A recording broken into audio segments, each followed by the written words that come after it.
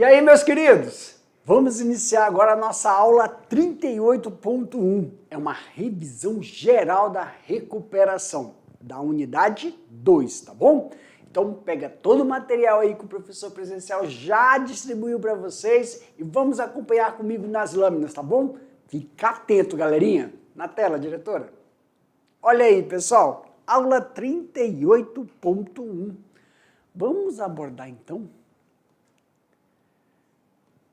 revisão de recuperação da unidade 2. Então, para a revisão da recuperação, vamos falar sobre suinocultura, parte 1, suinocultura, parte 2, manejo e criação de bubalinos, manejo e criação de bovinos de corte. Então, são quantos itens, professor? 1, 2, 3, 4. A cada item, nós vamos ter uma atividade de fixação para reforçar, relembrar o conteúdo que foi abordado, tá bom? Então, ó, acompanha aí. Então, vamos começar aí com suinocultura, parte 1. Dentro de suinocultura, nós falamos, né, dos suínos, dos porcos, falamos sobre as raças, manejo de produção, manejo de reprodução, manejo ao nascer, após o nascimento, a importância da utilização do escamoteador e também o manejo dentário. Pessoal, iniciando aqui sobre as raças, nós temos aí o Duroc, o Lajoie, o Landrace, o Pietran. Duroc, Lajoie, Landrace, Pietran. Tem mais outro. E tem o... mas esses quatro aqui é o que mais... O que utilizam, Jefferson? É o Lajoie, o Duroc e o Landrace para realizar os retrocruzamentos, obter uma carne marmorizada. Mas, professor, se eu quiser utilizar para banha, né? Aí nós temos o Pietran e tem aí o gordinhozinho que eu não estou conseguindo lembrar o nome. Mas daqui a pouco vem. Só lembrando, pessoal, quando a gente fala de reprodução, estou aqui, ó, tá? Quando a gente fala de reprodução, é importante lembrar que a suinocultura, ela é subdividida em setores. Nós temos o setor dos reprodutores, que eles ficam dentro de um sistema semi-intensivo. Tem um abrigo para eles, onde tem água, onde tem um coxo e também tem uma área aberta para onde que eles possam ali andar, se movimentar. Um piquete, como se fosse um piquete, tá? Os machos. As fêmeas também, elas ficam juntas, separadas dos machos. Esse é o primeiro setor, onde eles, vamos dizer assim, que as fêmeas estão em período de descanso, porque elas vão ser cobertas para ir para onde? Maternidade. E aqui, ó, quando a gente fala da maternidade, elas vão ficar nessas, que a gente chama gaiolas. Então, eu estou colocando aí para vocês a imagem. Mas vamos voltar aqui. Por quê, professor? Porque quando a gente está falando de reprodução e nas baias de reprodução, lá no setor dos reprodutores, nós temos aí manejos nutricionais, manejos de vacinação, o vazio sanitário, tá? O manejo nutricional desses animais são diferenciados. Por quê, professor? Porque um período deles é utilização de ração com também volumoso, que a gente, na grande maioria, também chama de lavagem, tá?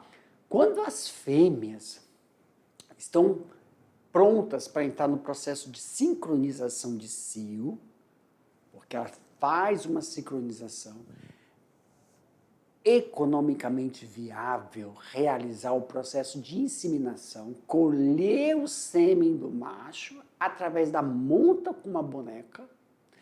Esse sêmen, ele é fracionado em bisnagas e é realizado a inseminação quando elas entram em cio sincronizado. E aí sim, elas são preparadas para ir para a maternidade uma semana antes do parto.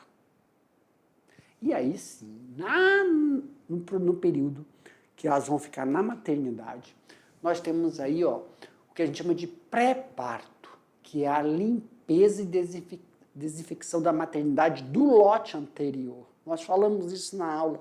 Isso é muito importante realizar essa desinfecção, não só da maternidade, como da creche também. E aí, a ventilação, a limpeza e também a importância do uso do escamoteador. Por quê, professor? O escamoteador, ele vai auxiliar os filhotes. Deixa eu só voltar aqui rapidinho para lembrar. A maternidade e a creche é um ambiente fechado, tá? Na sua grande maioria. Não é como na terminação. Então, o escamoteador, ele auxilia nesse processo de regulação da temperatura, principalmente para os filhotes, em períodos de chuva, tá bom? Isso vai auxiliar no processo de desenvolvimento, para que ele não perca a temperatura para o ambiente e sequestre os nutrientes para se manter aquecido, mas sim mantém o procedimento de metabolismo para desenvolvimento. E aí nós temos uma figura mostrando a temperatura ideal, o comportamento dos leitões em relação à temperatura ideal do escamoteador. Vamos então, como nós falamos, para uma atividade de fixação e relembrar? Olha aí, questão. Vários são os cuidados e as atividades realizadas no manejo de suíno após o nascimento. Esquematize e especifique o que é realizado do 7º ao 10º dia após o nascimento. Pessoal, do 7º até o 10º dia é realizado castração, é realizado também fornecimento de ração, também é realizado o procedimento de lesões com hérnias, realizar todo o procedimento de verificação da morfologia desse animal. Então agora vamos para a aula da parte 2 de suinocultura, o manejo alimentar relacionado à terminação, manejo sanitário, doenças e área de produção. Então aqui, pessoal, lá na creche, sempre lembrar, temperatura, o controle da temperatura, equalização dos lotes, monitoramento dos animais nos primeiros dias e uma coisa muito importante, em caso de surto de diarreia, suspender a ração. Por quê, professor? Quando ocorre o procedimento de retirada da maternidade, que é o desmame, tira da maternidade e põe na creche, então é esse momento que a gente equaliza a ninhada. Como equalizar? Por peso, o peso e o tamanho. Então, o lote fica homogêneo dentro da baia da creche. A temperatura também tem que ser controlada dentro da creche, porque é um ambiente fechado. Professor, por que esse monitoramento dos primeiros dias? Porque eles já começaram a receber um pouco de ração lá quando estavam com a mãe. Só que aí o que acontece, pessoal? Nessa ração é uma ração para crescimento. Então pode ocorrer um surto de diarreia, não por causa da ração, mas por causa de manejo higiênico do coxo. Sempre limpar o coxo, não deixar restos de ração, porque são farelos, para não azedar. Isso pode dar um problema gastrointestinal no animal que está em desenvolvimento. E aí suspende a ração. Uma coisa que a gente tem que ver que são os fatores estressantes. Temperatura, umidade e ventilação. Se estiver muito frio, se estiver muito quente, isso causa um estresse no animal. Temos que lembrar que o animal está em um cercado, em um ambiente fechado. Tá?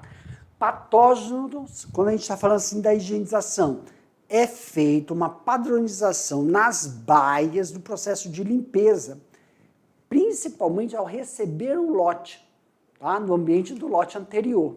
O espaço também, cada baia vai comportar uma quantidade de animais, isso também depende da raça, por quê? Porque o Duroc tem um porte diferente do Landraço, o Landraço e o Lajoie já são muito parecidos, o porte. O Pietran, né? Quando se utiliza também o Pietran, então tomar muito cuidado com o espaço. Mudança na dieta. Como assim, professor? Porque nós estamos falando da maternidade, mas também tem a terminação. Quando eles estão saindo para a terminação, eles não vão receber somente ração, eles recebem também lavagem. O que é essa lavagem? Restos de culturas, como mandioca, milho. Então, pega todo aquele volumoso, tritura e é dado para o animal também. Tá? E tomar cuidado em relação aos agentes estressores é movimentação dos animais. Como assim, professor? Quando você vai realizar todos os manejos dentro do setor, tanto da creche como nas baias de terminação, o barulho e observar o movimento dos animais, se tem algum apático ou um ou outro animal que está mais agitado. E isso é sinalização de algum fator estressante. Vamos aqui para uma atividade de fixação? Referente à sanidade do plantel, durante a terminação, temos que observar alguns agentes estressores que podem ocasionar doenças. Escreva esses agentes estressores. Então, quais são os agentes que podem causar estresse no animal? Ambiente. Quando a gente fala ambiente, são alterações dentro do ambiente. Isso inclui até, pessoal, a troca de pessoa que está realizando o manejo. Temperatura, umidade e ventilação. O espaço dentro da baia para não ficar lotado. Mudanças drásticas na dieta. Quando a gente fala de patógenos e baixa higiene, é porque quando a gente fala em patógeno e baixa higiene, é só você ir numa terminação, você vai ver, não tem mosca. Não pode ter uma quantidade de mosca, principalmente aquelas varejeiras, não. Não é que é cheiroso uma suinocultura, ela tem aquele odor característico de uma granja de suínos, mas não tem moscas e insetos. E tomar cuidado aí com a movimentação do animal, tá? Quer dizer, se ele está muito... Ou se dentro da baia tem algum animal apático, ou algum animal que está mais agitado. Isso é uma sinalização de algo errado dentro daquela baia, tá bom? Então, esses aí são alguns agentes estressores. Manejo e criação de bubalinos. Introdução, principais raças, criação, alimentação e manejo sanitário. Como a sua pele é preta e poucos pelos, também sofre muito sobre a questão em relação à temperatura. E a que agrava mais é a dificuldade que os bubalinos têm em dissipar o calor. Por isso que o ambiente onde tem os bubalinos precisa ser um ambiente onde que eles consigam ir para uma poça para poder se refrescar. Manejo alimentar. O consumo alimentar nos bubalinos está relacionado ao alto valor nutritivo, à disponibilidade, principalmente dos volumosos, ao odor, aceitabilidade, né, e a textura. também as condições ambientais. Vamos para mais uma atividade aí, pessoal. Os bubalinos são animais domésticos da família dos bovídeos, de origem asiática, utilizados para a produção de carne e leite para o consumo humano. Quanto ao manejo alimentar de búfalas adultas para a produção de leite, quais as recomendações sugeridas? Gramíneas de pasto e feno, silagem de sorgo e milho, farelo de algodão, soja e milho, resíduos agroindustriais como raspa de mandioca, nabo forrageiro, bagaço de cana e polpa cítrica. E a nossa última aqui, manejo e criação de gado de corte. Então a gente vai falar aí do sistema de produção e sistema de criação.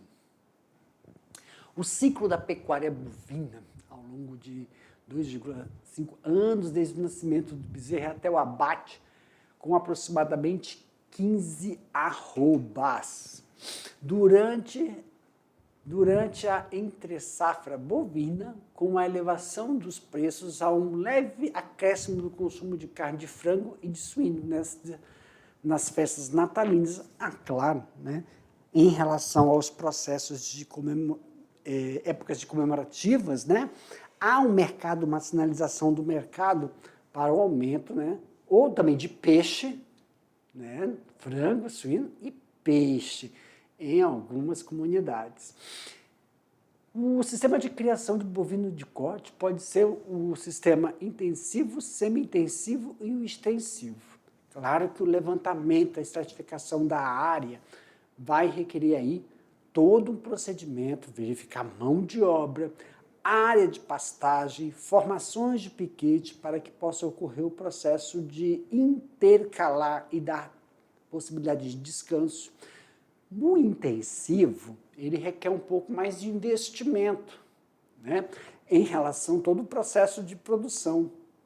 E também um lugar onde os animais possam ficar restritos. Aqui, mais uma atividade para nós, pessoal. O sistema intensivo é o que se emprega mais capital, tanto na alimentação quanto nos locais de confinamento. Quais seriam, então, as vantagens da implantação do sistema? Olha aí, ó, quando a gente está falando sobre o sistema de confinamento, né, intensivo. Na minimização da idade do abate do animal, elevação do ganho de peso e flexibilidade na produção. Claro que a gente vai ter, então, o menor tempo o animal ali para conseguir ganhar o peso. Isso tem N fatores que contribuem, né, para que você diminua a quantidade de tempo, aumente o processo de produção e favoreça com que aquele animal não fique sujeito às adversidades do ambiente. Claro que isso aí requer o quê? Investimento e alta mão de obra. Para mim, minha diretora, pessoal, agora, coloca aqui para mim, aqui atrás, diretora. Isso, ó, vou deixar vocês agora com a avaliação parcial de recuperação.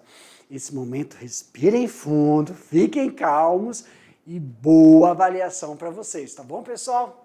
Tchau, tchau.